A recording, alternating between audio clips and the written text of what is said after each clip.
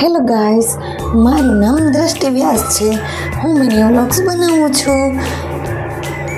જો તમને મારા મિની વ્લોગ્સ ગમે તો લાઈક શેર સબસ્ક્રાઈબ કરજો. પહેલાં આપણે સોફો કરી લીધો છે વ્યવસ્થિત, અને પછી આપણે ગોળો ભરી લઈએ. ગોળો વીછળી લીધો છે અને પછી ફટાફટ ગોળો ભરી લીધો. અને પછી આપણે હંજવારી કાઢીએ. જેટલી વસ્તુ ધોવાની હતી એ બધી ચોકડીમાં પહેલાં પહોંચાડી દીધી છે. પછી મેં હંજવારી કાઢી જો મારા સાસુને બધું વ્યવસ્થિત ગમે, વ્યવસ્થિત હંજવારી કાઢી. પછી કપડાં પલાળ્યા, અડધા મશીનમાં ધોયા, અડધા હાથે ધોવાના હતા. અને આ બધું તોરણને એવું બધું ધોવા કાઢ્યું હતું. એટલે પહેલાં તોરણને એવું ધોઈ લઈ, પછી કપડાં ધોશો એટલે તોરણ જો પલાળીને ધોઈ નાખ્યું.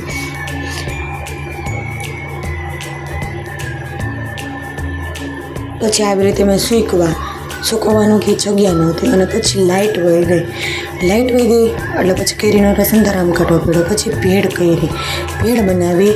અને પછી આપણે આપણું પાછું મિશન સંભાળી લીધું, નાહી ધોઈ.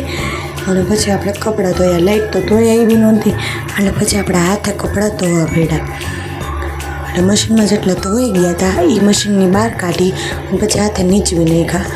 હાથે કપડાં ફટાફટ આપણે આપણું મિશન સંભાળીને ફટાફટ કપડાં ધોઈ જ નાખ્યા. મમ્મી કે અટાણે તું ફટાફટ કપડાં ધોવાશ, પણ હાજે મને ફરિયાદ ન કરતી હો કે મને પગ દુખે એમ. એ તું હું નહીં ખાઉં.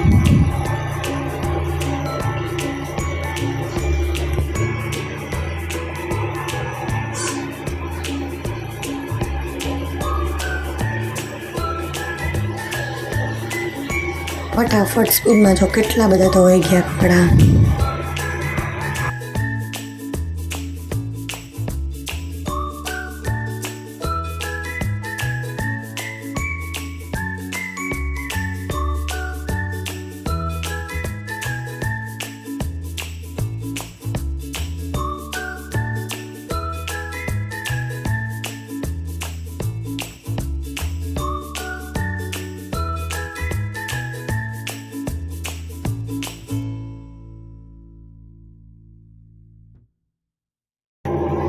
પછી મેં રોટલીનો લોટ બાંધી તો કપડાં સુકાઈ એવી ત્યાં ઘડિયાળમાં થઈ ગયા 12:30 વાગે. આપણે લોટ બાંધી અને પછી મેં શાક સુધાર્યું. મેં દૂધી બટાટાનું શાક બનાવ્યું.